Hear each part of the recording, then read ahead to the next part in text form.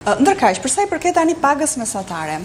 Zoti Rama ka thënë që kur ne morëm detyrën, paga mesatare në sektorin publik e kishim 372 euro, në 2024 e mbyllëm me 1000 euro pagën mesatare dhe objektivi është për ta bërë në 1300 euro. Këtë gjë e pretendon dhe Partia Demokratike. Një pagë e tillë mesatare. Për një ekonomisi kjo jona. Po e drejtë, paga 1300 apo 1200 euro mesatare në vend, duhet të theksojmë diçka, të kemi parasysh që qeveria me vetë kryeministin që sot ka dalë dhe ka sjell disa nga elementet e programit të ri të qeverisë vetë, synon vetëm pagën në shtet. Pra nuk guxon të thotë që unë do ta çoj 1300 apo 1200 euro pagën mesatare në kuadër të gjithë vendet. Pse? Gjykoj se bën mirë që nuk shtyhet me këtë premtim shumë inflacionist do ta quaja. Edhe po ta shpjegoj brumse, sepse neve siç ta thash 90% e kemi sektor privat.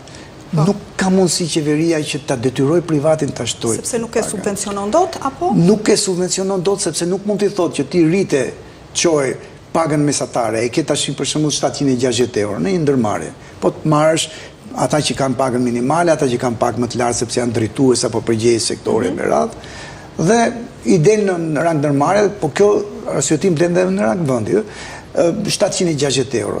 Si mund të thotë qeveria që ti çoj 1200, siç në disa premtime që me njëherë ne do ta çojmë 1200, po nuk është e qeverisë, janë disa parti opozitare që thonë që jo, ne kemi të nuk është e denjë paga e sotme në nivelet e... Janë të paralizueshme, mendon? Kam frikë se është një faturë, ka që rend... Kam frikë se po. Pse? Sepse në të kujtohet më përpara Brunë ne kishim partit kryesore madje që rëndom deklaronin, premtonin vende të reja pune. Tani shqyqyr që na kanë lënë rehat me atë sepse u pa fare mirë që ai premtimi ishte krejt bosh.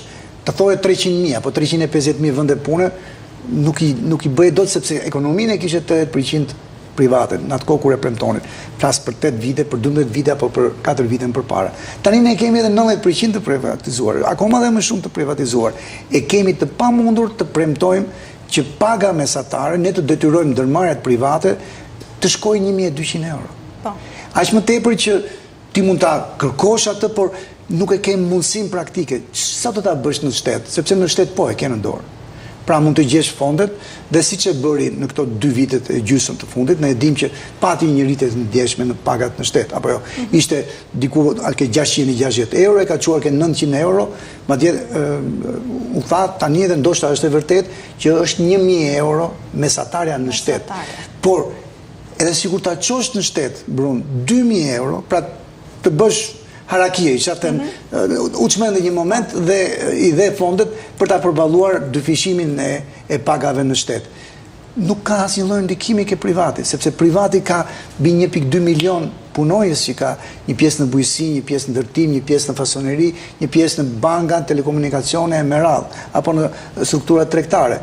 Si do të detyrosh privatin? Rrit kjo kërkesa e punojësve për të dëshiruar që të punojnë në shtet më pas, nëse rroga në shtet bëhet 1300 euro, dhe në privat dikush paguhet 800-900 euro për shembull? Ka filluar gjithashtu. Pra, një rrogë mesatare në shtet 1000 euro është tërheqëse për disa sektor.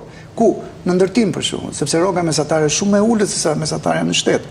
Ka dhe disa sektor të tjerë. Pra, ka shumë për atyre që punojnë në privat tani, Brunde që po thonë, ore më mirë një qoshe të ngrohtë në shtet. Pse? Sepse në shtet...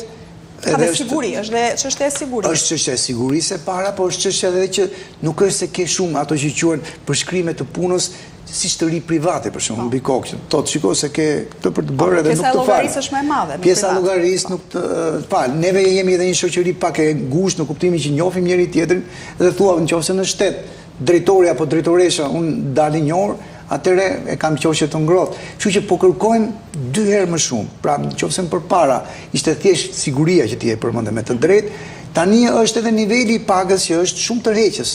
Pra, disa sektor privat të ekonomisë sot janë prapa shtetit si mesatare të pagës së tyre. Në këtë kuptim, gjykoj se edhe premtimi, qofti formacionit politik që tani e kemi mbi kokë, pra është në pushtet, edhe premtimi i opozitës për pagë mesatare 1.200 euro, më shumë më duket ai me këmbë në tokë i kësaj qeverie. Pse? Sepse ti në shtet e ke në dorë ta çosh, ndërsa në privat e ke